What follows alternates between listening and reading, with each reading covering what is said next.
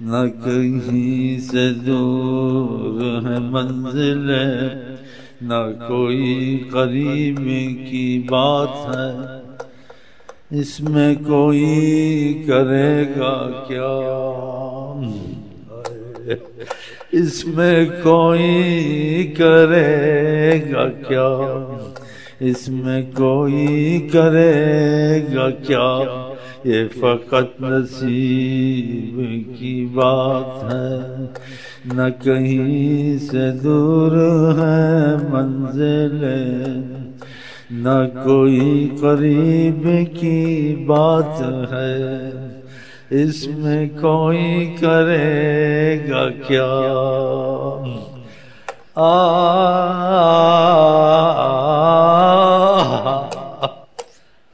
آپ پہ گزرے نا ایسا حال، آپ کو پتہ چلے گا، آپ کو پتہ چلے گا اگر ایسا حال آپ پر گزرے، لیکن دل میں سچائی نہیں ہے، یہ جھوٹائی نہیں ہے، سچائی بھی نہیں ہے،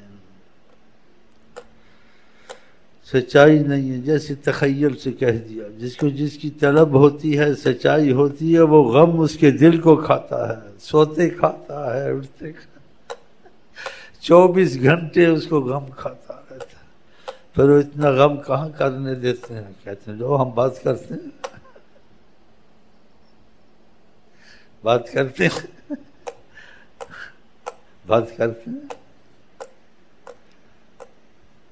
آپ اس چیز کو واللہ عالم کہاں کریں کہ وہ تھے جو اس وقت کہا تھا، وہ ہیں تھے نہ کہو، تھے اپنے کو کہو، اپنے مرنے والوں کو کہو، آقا جی تھے میں نہیں، آقا جی 24 گھنٹے ہے میں، رحمت للعالمین ہے، اگر وہ تھے ہوں گے تو ساری کائنات ختم ہو جائے گی، ساری کائنات نہیں رہے گی، کہ ان کی رحمت سے نظر کرم سے کھڑی ہے، تو ان کے وجود سے کائنات ہے، ان کے وجود سے، اسی عرب کے صیغے میں آتے سر الوجود، عین الوجود، اصل الوجود، خیر الوجود صلی اللہ علیہ وسلم۔ ہاں تو جتنے کی سمجھ میں آئی ایسے ہی آیا ان کی سمجھ میں کہ وہ تھے، تو ان کو معافی میں ایک چیز آج سمجھ نہیں آتی، اس کو ضد بھی نہیں ہے تو اس کو چھوڑ دو، تم کو سمجھ آ گئی ہے تو تم اس بات کو کہو، نہیں کہو تو پھر اس میں احتیاط کرو، احتیاط سے کہو، مناظرے کی صورت میں مت کہو، اختلاف کی صورت میں مت کہو، کہ آقا جی فتنے کو پسند نہیں کرتے ایسی باتوں کو، کیا فرمایا، کلم الناس علی قدر عقولہم، لوگوں سے بات کرو جو سمجھ میں آئے، تو سمجھ میں ساری باتیں نہیں آتی ہیں تو کہا ہے، اسی لیے قرآن میں بھی کہا ہے کہ بعض لوگ آیتوں کی تعویلیں ڈھونڈتے اور تعویل نہیں جان سکتے، وہ اللہ ہی جانتا ہے، ان کو فتنہ کرنا ہوتا ہے، تو ایسی باتوں میں آدمی نہ پڑے، خاموش رہے، تاکہ اگر قسمت میں کچھ ہے تو پھر کھل جائے گا، اختلاف کرے گا، بے ادب ہوگا،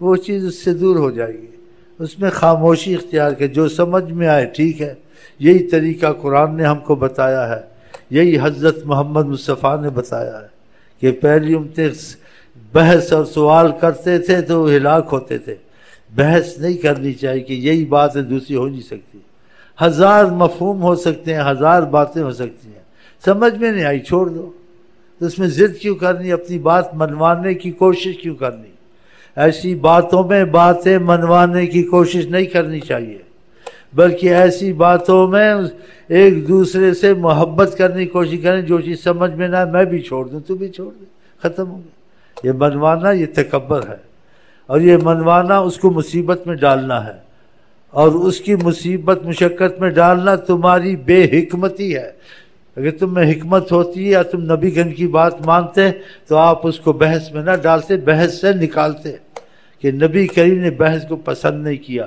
اور تم بحث کو پسند کرتے ہو،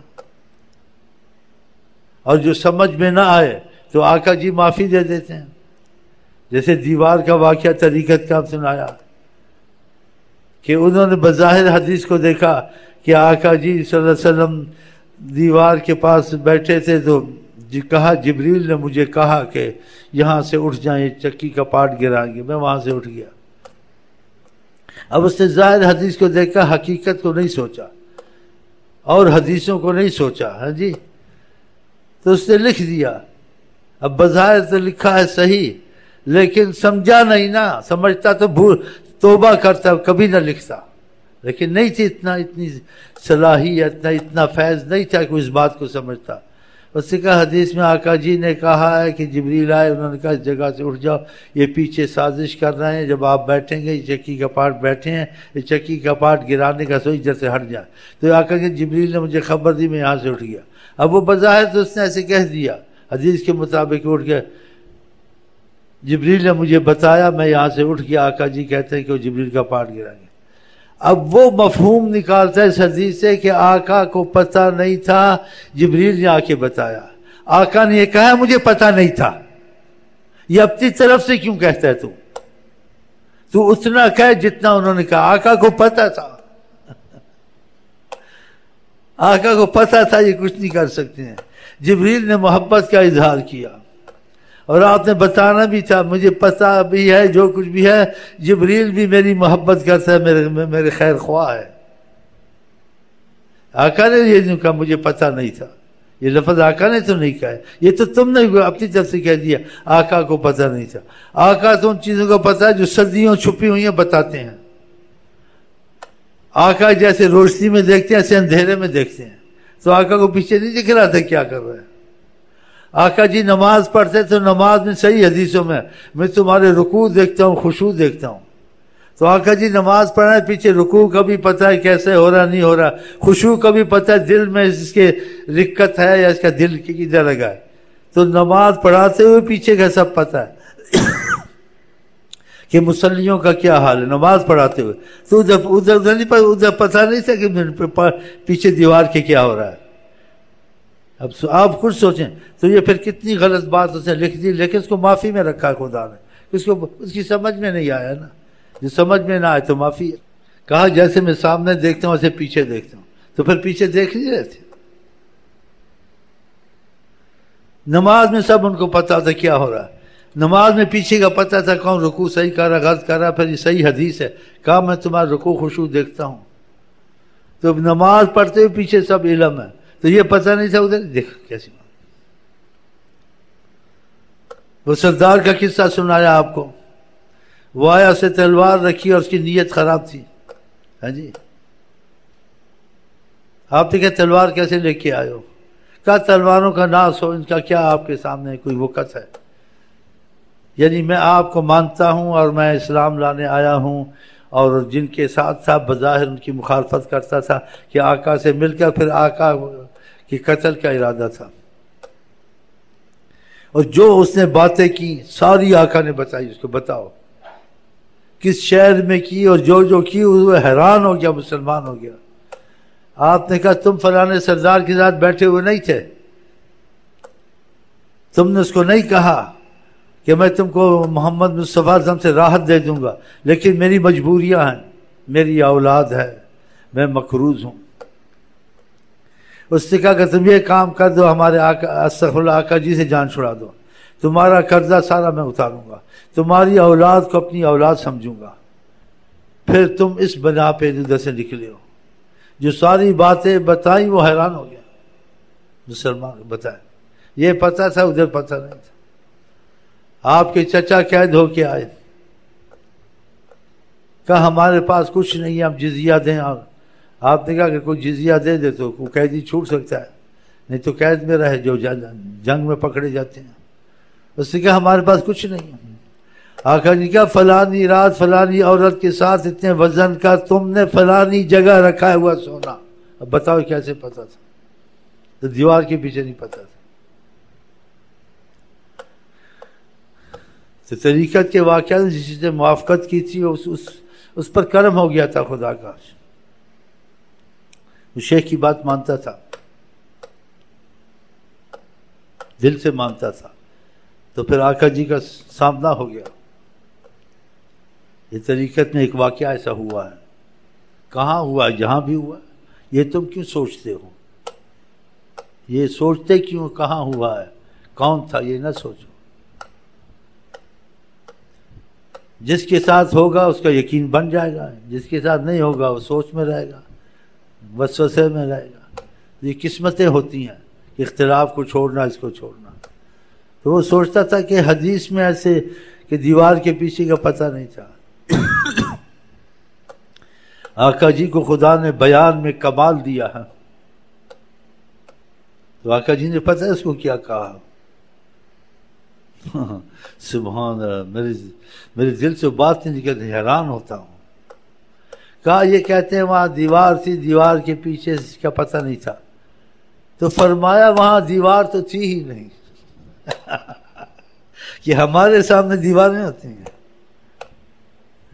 ہم قیامت کے حالات بتاتے ہیں، قبر کے بتاتے ہیں، وہ باتیں بتاتے ہیں جو عقل سے باہر ہیں، گزر چکی ہوئی، وہ بتاتی ہیں، تو اتنا ہم کو پتہ نہیں لگے گا کہ دیوار کے پیچھے کا۔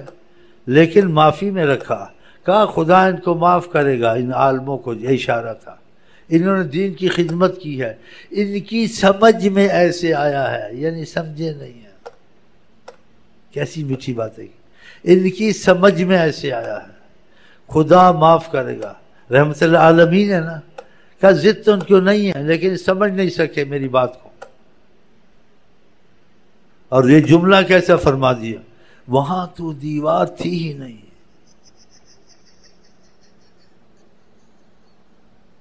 وہاں تو دیوار تھی ہی نہیں، ان کی سمجھ میں ایسے آیا ہے۔ اللہ معاف کرے گا، غلطی ہے تو اللہ معاف کرے گا۔ تو ایسی غلطیاں علماء کو معاف ہو جاتی ہیں، ایک دوسرے کو برا نہیں کہیں گے، اس بات کو چھوڑ دیں گے، ان کی سمجھ میں نہیں آتا، بس ایسے آتا ہے۔ جیسے حضرت عائشہ کے واقعہ میں آقا جی بظاہر مشورے تھے، پتہ تو سب کچھ تھا، انہوں نے کہا آقا جی کو پتہ نہیں تھا، آقا جی مشورے لیتے ہیں، پھر اس میں بے ادبیاں کرتے ہیں، علم کی برکت ختم، عبادت کی برکت ختم، خدا کی رحمت ختم، ساری عمر پڑا یا بدبختی رہا، کیونکہ بے ادبی میں داخل ہو گیا نا۔ جو اختلاف کی بات ہے چھوڑ، تم کیوں کہتے اس چیز کا پتہ تھا نہیں پتہ تھا؟ حضرت عائشہ رضی اللہ عنہ کا ہار جب گم ہوا تھا تو آقا جی مشورے کرتے تھے نہیں کرتے تھے، ان کی حکمتیں وہ جانے، امت کو سکھاتے تھے کہ ایسے واقعات ہیں اس میں جلدی نہ کرے، اپنے کو خود بری نہ کرے، آرام سے کام لے، پھر اللہ تعالیٰ مسئلہ کھول دے گا۔ آپ نے لوگوں کو سکھانا بھی تھا، ایسا مسئلہ آ جائے تو اس کا رستہ کیا ہے، اس کا طریقہ کیا ہے، اس مسئلے کو حل کیسے کیا جائے، تو یہ حل کرنا سکھانا تھا، تو پھر آپ حل کرتے تھے ان کو سکھانے کے لیے، ورنہ آپ کے لیے وہ حل ہی حل تھا۔ آپ نے کیا صحابہ سے حل کرنا تھا، مشورے لینے تھے۔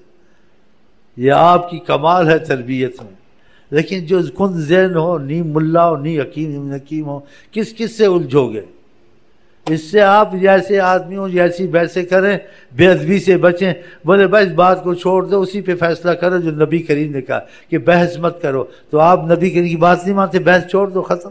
لیکن یہ ضرور کہتے ہیں کہ آپ نے کہا قیامت تک سب کچھ میں دیکھتا ہوں، دیکھتے ہیں، آپ نے کہا ہے تو ہم اس کو غلط سمجھیں تو بات کافر بنے، آقا جی کو غلط سمجھے، اور کہا ایسا دیکھتا ہوں جیسی میری ہتھیلی ہے۔ ہتھیلی کتنی کر دی، ایک لکیر، کہ ایک چیز دیکھتا ہوں، تو سب ان کو پتہ ہے۔ تو اس چیز میں بحث نہیں کرنی چاہیے، نہ سمجھ میں آئے تو کہہ دے واللہ عالم، بے ادبی کی باتیں کرنی اور واہیات باتیں بیچ مثالیں دینی کہ اگر ایسے ایسے تم بیوی کے پاس ہوتے ادھر بھی تم کو دیکھتے ہیں تو خدا بھی پھر تم کو دیکھتا ہے، ایسی باتیں کرنی چاہیے۔ یہ ایک حجاب ہوتا ہے، سمجھ سے باہر ہوتا ہے، ایسی باتوں سے بے ادبی خدا تک جاتی ہے، اور جو ایسی باتیں کرتے ہیں ان پہ اللہ کی قسم ہے، میں بہت سچ کہتا ہوں، ساری عمر علم پڑھا، عبادت کی، سب برکتیں ختم، بے ادب ہو گیا نا۔ ادب علم سے پہلے، ادب عبادت سے پہلے، ادب خدمت سے پہلے، ادب کے بعد یہ چیزیں چلتی ہیں۔ جس میں ادب نہیں ہے اس کی عبادت میں بھی لعنت، ہاں اس کی ریاضت میں بھی لعنت، اس کے علم میں بھی خدا کا غضب، اس کی کوئی چیز میں رحمت نہیں ہوتی ہے۔ ادب نہیں ہے نا، یہ ادب پہلے ہے، اس کے بعد یہ چیزیں فائدہ دیتی ہیں۔ بے ادب محروم گشت از فضل، تو اور خاص کر کے آقا کے معاملے میں تو بے ادبی سے دور ہی بھاگنا چاہیے کہ ان کی عظمت کے تقاضے کی باتیں آئیں یا ایسی باتیں ایسی ہیں اس میں گھسنا ہی نہیں چاہیے۔ تو اللہ تعالیٰ پھر کچھ نہ کچھ اس کی صورت بنا دیتا ہے اس کے یقین کے لیے. پھر اس کو دلیل کی ضرورت نہیں ہوتی کہ اس کو فیض ملتا ہے، فیض سے ہر چیز سامنے نظر آتی ہے. جب نظر آتی ہے سوال جواب کا سوال ہی پیدا نہیں ہوتا، بلکہ وہ اس چیز کو چھپاتا ہے. اگر میں بتاؤں گا مجھے یہ پتہ چلتا ہے اور یہ باتیں میری سچی بھی نکلتی ہیں تو یہ لوگ مجھے تنگ کریں گے، میرا پیچھا نہیں چھوڑیں گے. ہاں پیچھا نہیں چھوڑیں گے، ہمارا یہ بھی مسئلہ ہو، یہ بھی حل ہو، خدا کا واسطہ، نبی کا واسطہ، یہ واسطہ وہ واسطہ. تو یہ پھر ایک مصیبت انسان کے لیے کھڑی ہو جاتی. بہرحال آقا جی کے دائرے کے ادب سے نہیں نکلنا چاہیے، اور انسان کو جتنی معلومات ہو جو باقی کو اس سے زیادہ بتاتا ہے یا ایسی بتاتا ہے کہ عقل آؤٹ ہوتی ہے، اس میں توقف کرے. وہ توقف کون سا ہے؟ سب سے اچھا لفظ واللہ اعلم بالصواب، بس پڑھے ہی نہ. تو اللہ تعالیٰ کرے جہاں تک سمجھ آئے ہم مانیں، اور جہاں سمجھ نہ آ جائے وہاں خاموش ہو جائے انشاءاللہ تعالیٰ.